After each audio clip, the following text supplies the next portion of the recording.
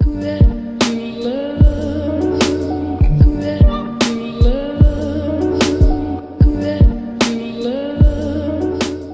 everyone, Jacob here with Gorilla Mafia Entertainment. I'm here to introduce you to our new installment of Slut Cycling. It's a new series that we're starting, so stay tuned. We're going to be rolling out with more episodes. This is just our first episode. And I got my father here, Don Sorensen. He's going to be the host and he's going to tell us all about it. Thank you, Jacob. All right, all you crazy biking people out there, let's get this show on the road. I'd like to welcome you all to Slut Cycling. I am your host, Don Sorensen, also known as the Biking Viking, I've been called. I just want to take you through the beginning of this of bicycles from front to back, top to bottom, trying to give you an idea of what kind of bike you're looking for if you're interested in going out and buying a bike. And what to look for, what not to look for, and actually save you some money, not overspending, and getting into something where you're upside down or just getting sold something because it's fancy. So first off, you want to get fitted for your bicycle. Your bicycle frames they measure from the center of the crank here to the top of the post. They run anywhere from 47 centimeters, which is your extra small frames, up to 63 centimeter frames, which are for your extra large, tall people. A quick note, when you're getting fit for your bicycle, the easiest way to do it is measure your inseam. Your inseam will give you a measurement on what size of bike that you can fit in.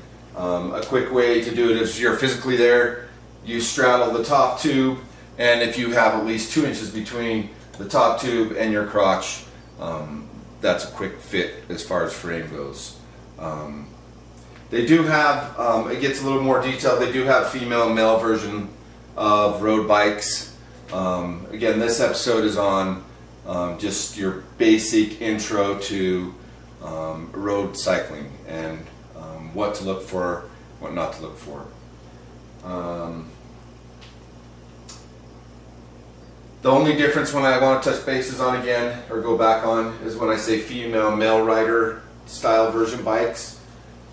It's all in the frame and in the bars. That changes the geometry is different. Nowadays they make them high performance, and there's a lot of technology into the frames now.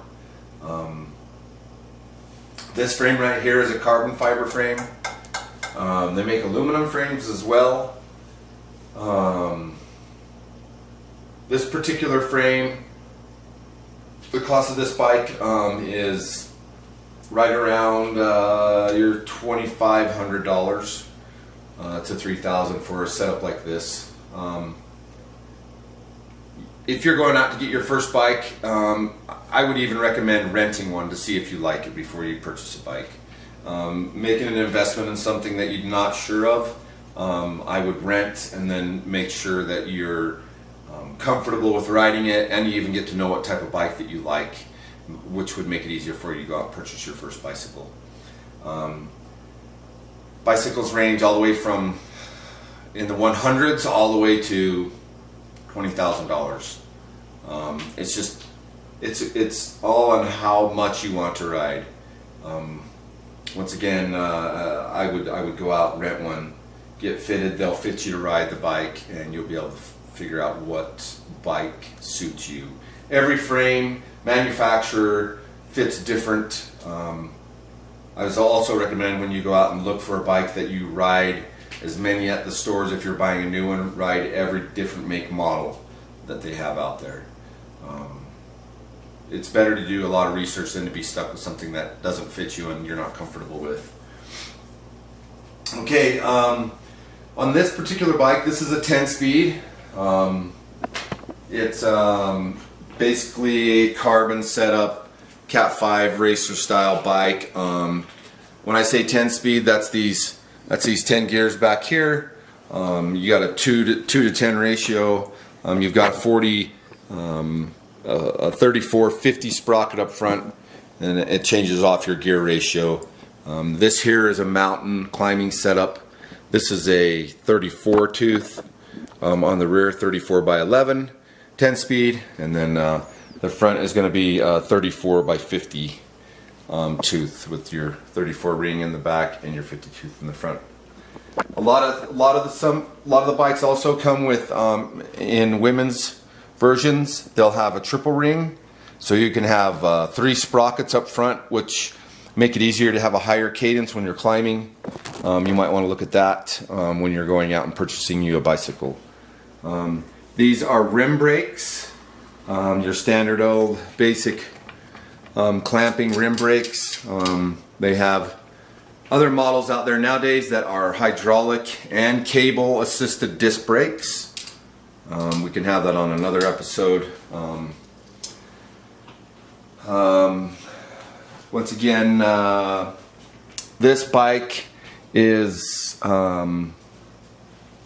this is about a $2,500 bike, but I'm just going to point the basics out, like with the gear ratio that you can get with a $100 bike. You might not get 10 speeds, but you'll get 5 speeds, 7 speeds. Coming back up to the front, other things, let's see what you want to look for. And it's all on what you pay. You get what you pay for. That's why I'm trying to give you an idea of what bikes you can start out with instead of paying way too much and then not liking the sport and ending up with a bike that's a lot of money and then you're trying to get rid of it. Trying to save you the time and the energy and the effort to do that, to get you into something that is more suitable within your means and getting into cycling. You also want to look at rims. These rims are aftermarket wheels rims. Once again, depending on the level of where you want to cycle, is where you're going to want to spend. The wheels change. This is a non-ball bearing wheel. This is a sealed bearing wheel set. Your entry levels, typical bikes, your lower grade bikes are ball bearing, which is not as good at rolling resistance as these sealed bearing style bikes. So yeah, the basics, the comfortability is your first thing you want to look for. Your frame size fit, seat height. There's quick tutorials on how to get set up on your bikes.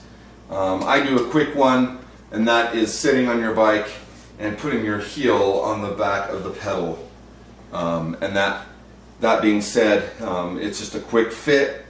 You're to hang a plumb bob off your knee, and if it hits the center of your pedal, that's just a quick fit for. This is very critical from the bottom of the crank to the top of your seat.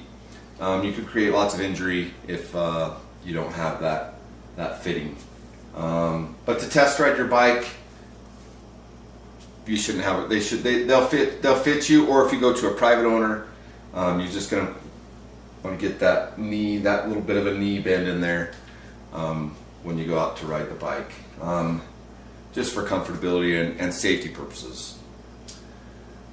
We come up here to this style shifter on this bike. This is a Shimano 105 gear setup. This is they're brake and shifter integrated. So this shifting mechanism here is for the rear wheel, which is the cone cassette gears. So you shift here. The bigger sprocket, the crank spins faster. The smaller sprocket is a higher gear, which is on flat roads. The left side is for the front derailleur on the crank. That changes your gear from high and low on your sprockets. And they have different styles. They're basically like this nowadays. They'll either have the cables coming out, which is a lower grade shifting derailleurs or shifting gear mechanisms. Let's see, what else can I tell you a little bit about them. Brake operations, I guess might be another episode, but with this particular bike, and on all bikes, your left is your front and your right is your rear. R and R is how you can remember it. R and R, everything's in the rear, so right side is always rear, left side is front, so LF and RR.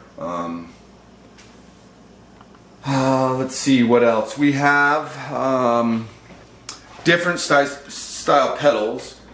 I think just starting out as a cyclist, I would go to not a clip pedal like this, which is a lock-in. This might be a little bit more advanced for what you're looking for as far as getting into cycling. If you're not comfortable with something like this, they have all different styles.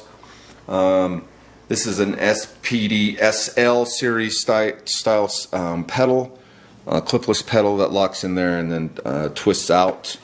Once again, though, I wouldn't recommend. I don't know if I can get this on with it being up here, but they lock in and then you just twist out and they come off.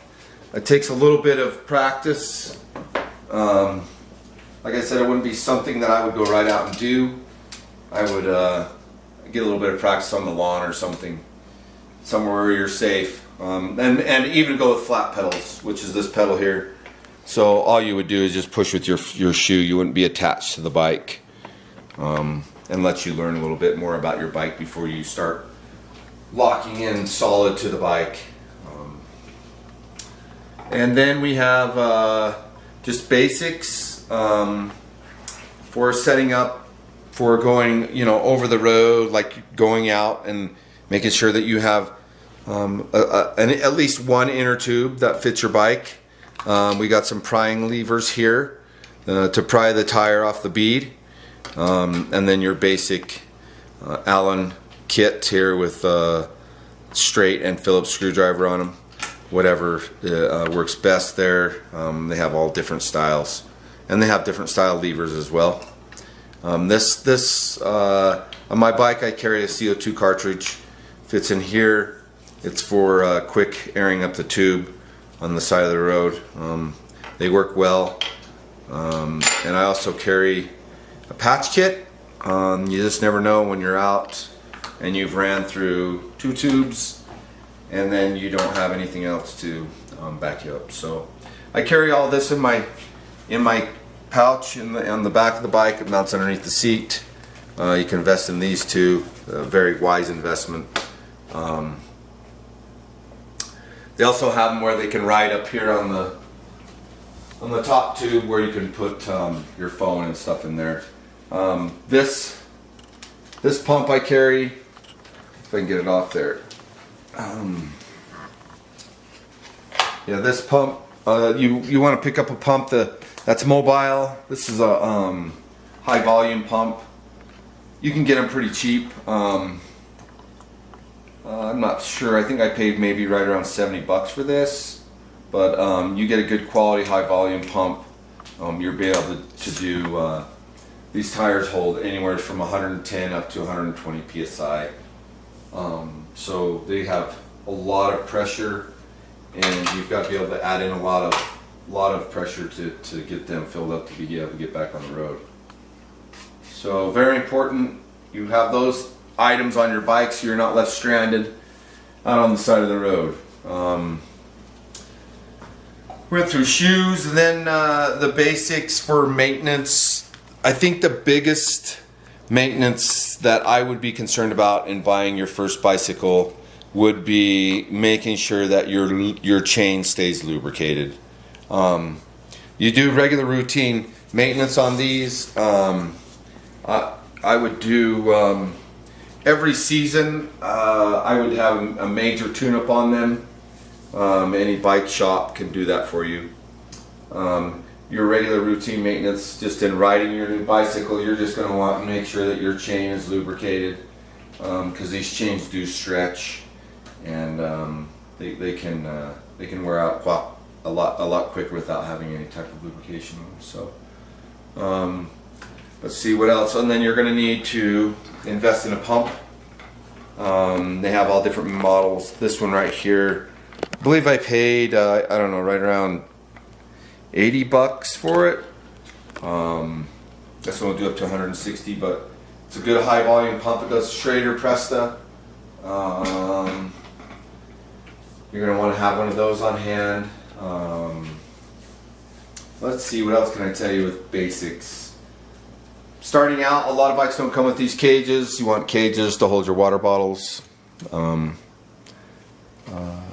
They've got digital devices such as this one that are computers that are satellite received, and they can mark your mileage and track where you're going. You also can use your phone.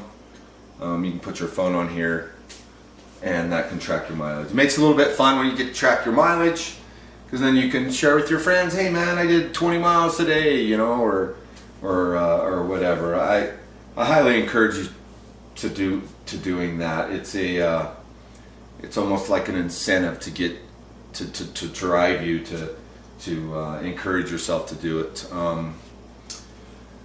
What else? Any other basics about this that I can tell you to look for? Frame size, the first one. Once again, when you're going out and buying that new bike, comfortability, comfortable. If you don't feel comfortable in it, then obviously I'd recommend looking for another bike, one that's going to fit you and allow you to be comfortable on your bike, because you don't want to go out and ride your bike and be uncomfortable. It's not fun. I've been there. You want to go out and have fun and enjoy your ride, because that's what biking's about. What do I look for? What do I do? And I says, what's your inseam?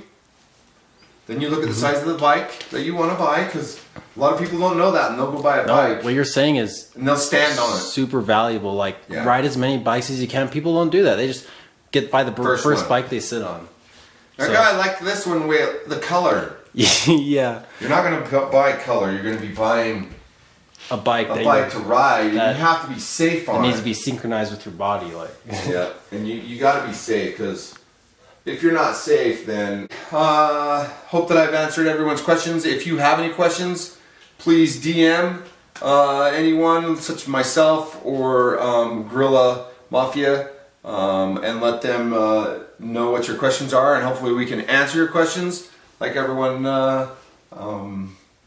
like to thank everyone for joining this episode of Slut Cycling, and I hope to see you again. And till next time, happy biking.